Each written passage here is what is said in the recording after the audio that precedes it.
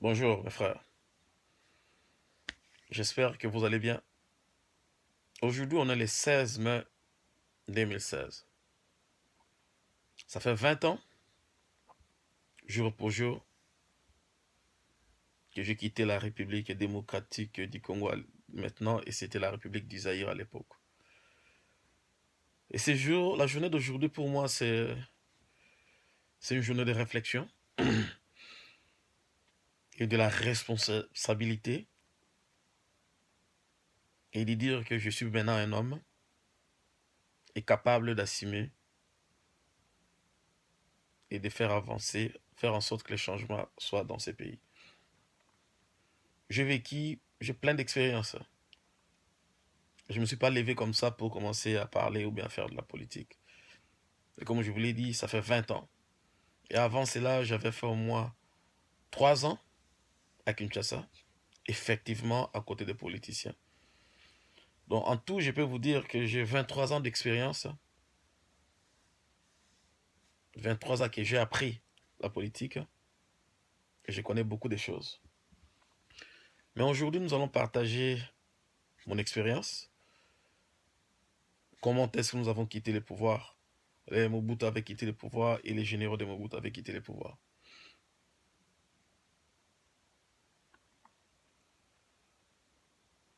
J'étais déployé, quand j'ai fini la formation, comme je vous ai dit, j'étais déployé à côté d'un général de Mobutu, dans sa suite. Vous comprenez? Ceux qui connaissent, ça veut dire, il y a les gardes du corps, il y a aussi la suite. La suite, ce sont, dans le travail, était de déployer la protection du chef, donc à côté du chef.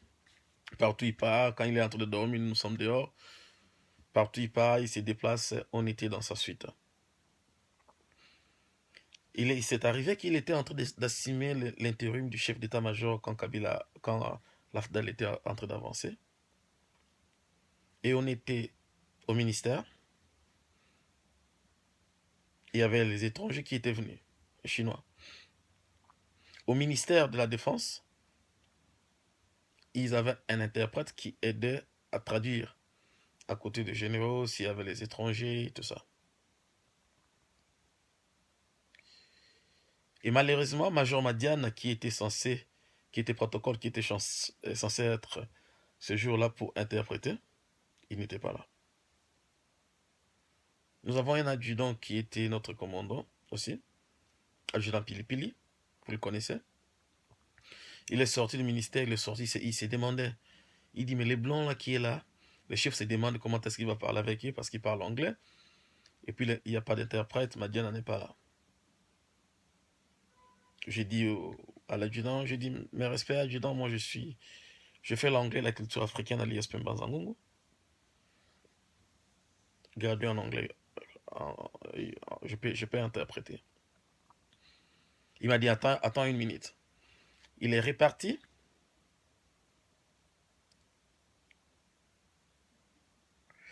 Dit au général, le général m'a rappelé d'entrer. J'étais en tenue avec mon arme, AK-47, c'est ce qu'on appelait FA, fusil automatique. Et j'ai laissé ça dehors avec mes collègues. Je suis entré, j'ai donné la citation au chef. Il m'a dit, mais tu parles anglais? J'ai dit, oui, moi, ben, oui, mon général, j'ai fait l'anglais à l'ISP. Tu es universitaire? J'ai dit, oui, mon général. Il dit, mais tu es dans quelle unité? J'ai dit, mais je suis dans ta suite. Il dit, ah bon? Il dit, ok, assis-toi. J'étais assis et les blancs, j'ai dit, ok, I can translate. J'ai dit aux blancs, les chinois. Les chinois parlaient en anglais, broken English. Il commença à relater l'histoire de la raison de sa visite. Ils voulaient vendre les armes et les avions de chasse pour le ministère de la Défense. Et il était en train d'expliquer au général, il reconnaît le général quand il était en Chine, les avions qui avaient fait les démonstrations, tout, ces choses. Et j'étais en train d'expliquer au général en lingala, même pas en français. Et ce qui avait touché le général est que les choses que j'étais en train d'expliquer, c'était vrai parce qu'il avait vécu cela en Chine quand il était parti. Et du coup, le général Il était en train de coceper la Makasi, que j'étais en train de dire exactement ce qu'il connaît. Il me dit, oui, oui, oui, ah, c'est ça, je me rappelle. J'ai fini l'interprétation. Et on devait libérer les Chinois. Les Chinois sont sortis, le général m'a rappelé. Il m'a dit, tu es dans ma suite. Je dis oui. J'ai dit, attends. Il a mis la main dans sa poche. C'est un général très généreux.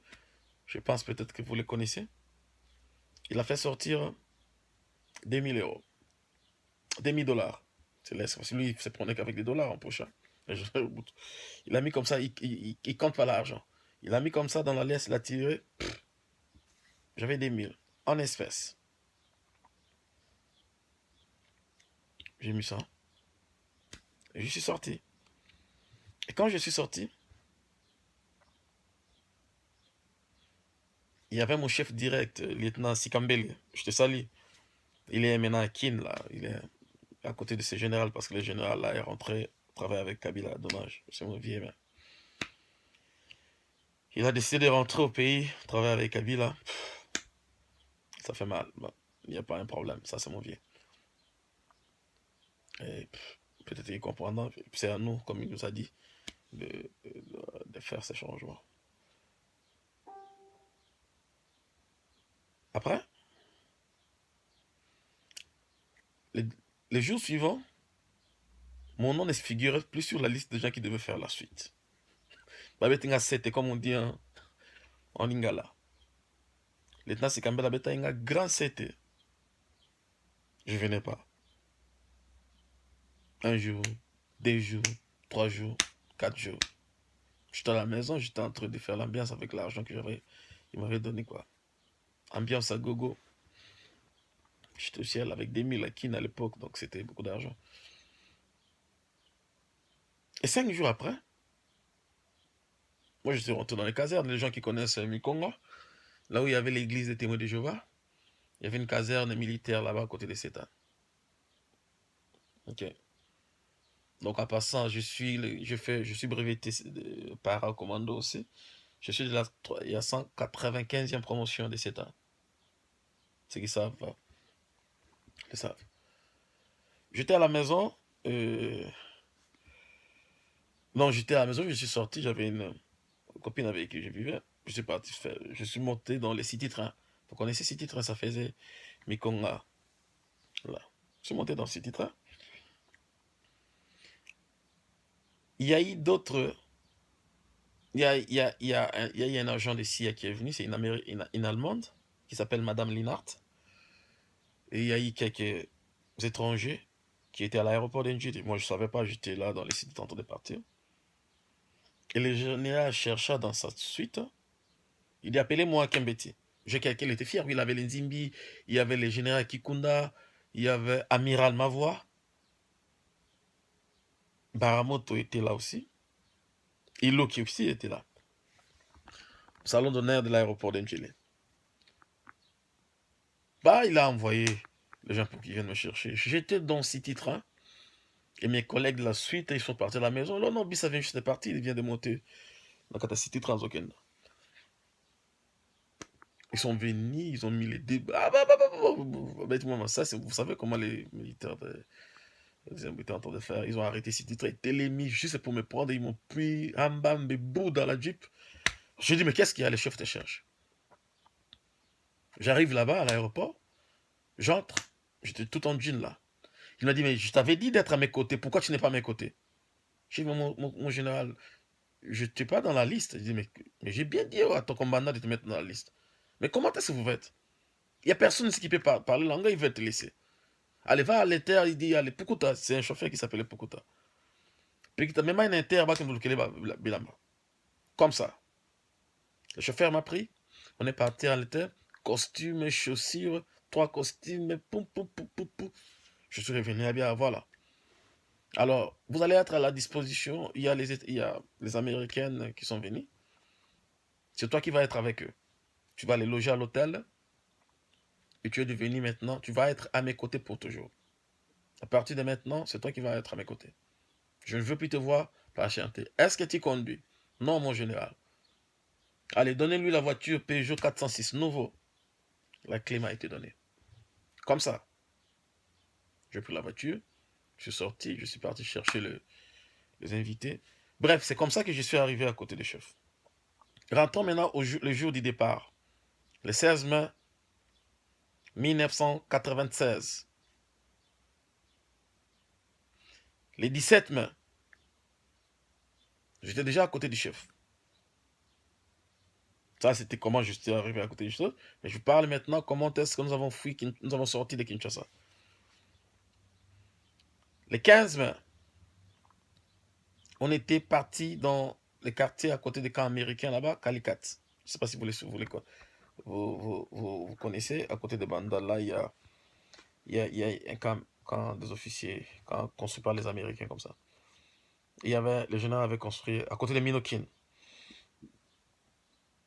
Le général m'appelle là, il me dit, dans sa chambre, il m'avait beaucoup aimé, ce général. Je ne sais pas pourquoi, mais il m'avait beaucoup aimé. Et c'est lui qui m'avait dit, d'ailleurs, dit, Kosimba qui citait. Jamais, il m'avait dit, Kosimba qui citait, ça. Vous en avez chance, Nayo, vous en avez étoile, Nayo, tu le gardes. Ne touche pas. Merci, mon général. Il m'a dit, Bat Oyo, va infiltrer Bisso déjà. Bat Oyo IDPS, n'a pas opposition, va faciliter infiltration à Bango. Le 15 mai, Basi Bakoti, donc c'est seulement. Non, c'était les 14, pas les 15. Non, les 16, ouais. Non, non, ouais. Non, c'était les 14. Non, les 15. Excusez-moi, les 15. Il m'a dit ça. Il me dit, bon, nous ne savons pas comment faire.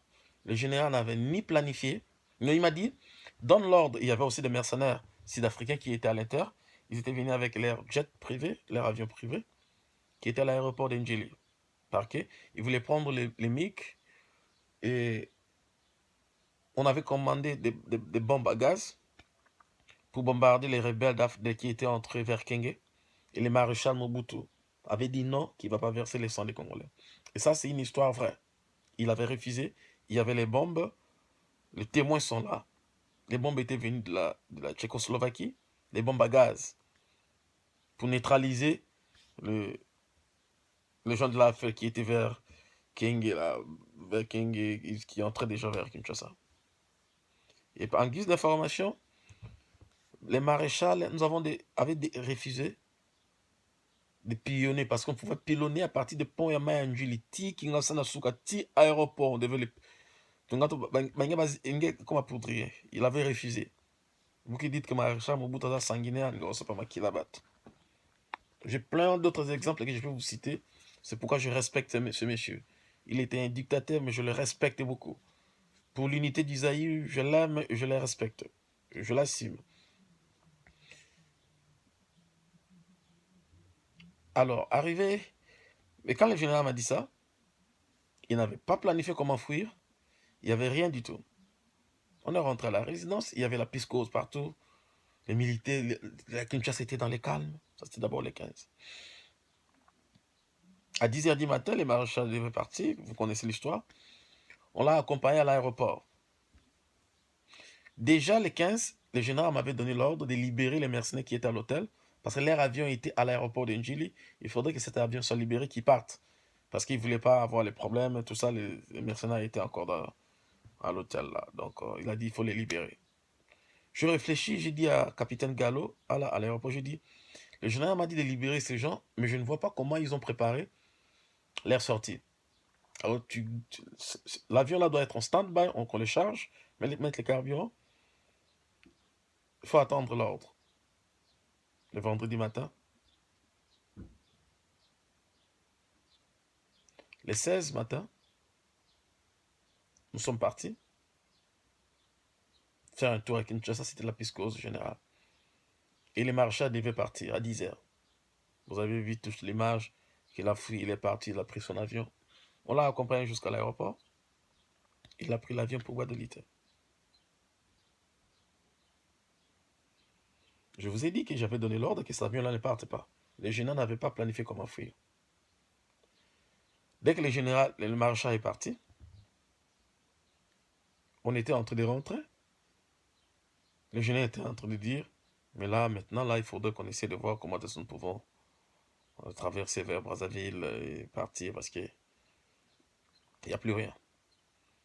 On était en route en train de rentrer, mais je n'avais pas dit au général que l'avion est en stand-by. Quand mon bout est parti, le général Nzimbi était déjà parti. Quelques 2 ou 3 heures après, il appelle Rambo, qui était mon chef, vous le connaissez. Il lui dit, Rambo, tu es toujours là? Il dit, mais oui, tu es où, Corbeau? Il me dit, moi, je suis déjà, j'ai déjà traversé. Si tu veux mourir là, tu restes là. Moi, je suis déjà à Brazzaville. Il dit, ah, tu es déjà à Brazzaville? Il dit, mais au moment où je te parle, je suis déjà à Brazzaville. On est rentré à la maison, on est rentré dans la chambre. J'ai pris ce que je devrais prendre, ça reste un secret. Avec le général, il m'a dit, mets ça dans la Jeep. On doit aller chercher l'amiral Mavoie. Amiral Mavoie n'avait pas planifié comment fuir.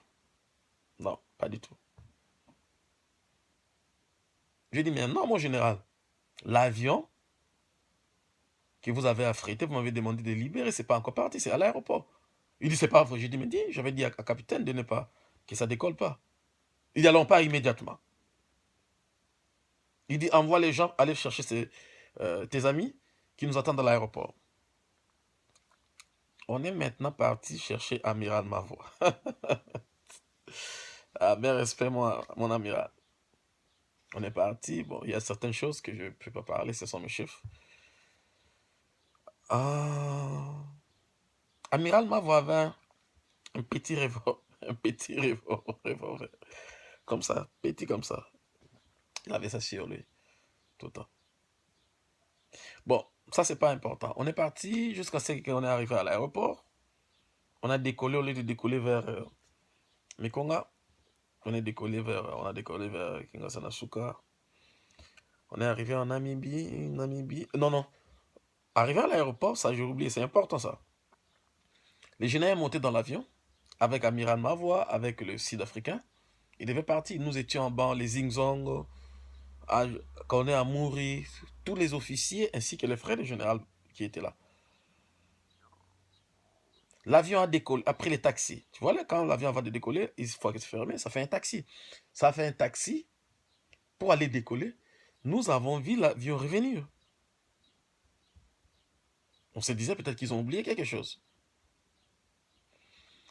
Mais ils avaient dit qu'ils partent à Gbadé vont revenir, c'est ce qu'ils ont dit aux militaires, mais c'était la fuite. Et quand l'avion est revenu, le portail de l'avion s'est ouvert.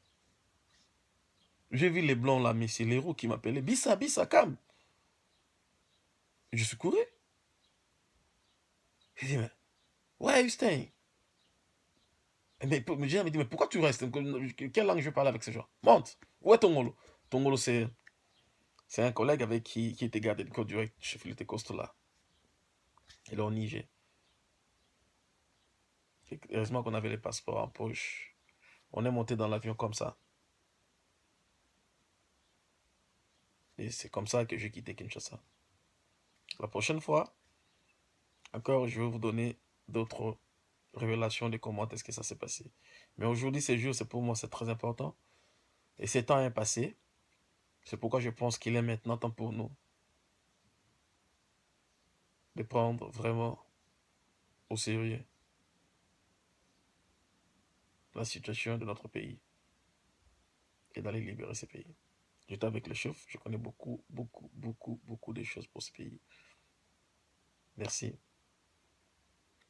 Et la victoire est pour nous. Au revoir.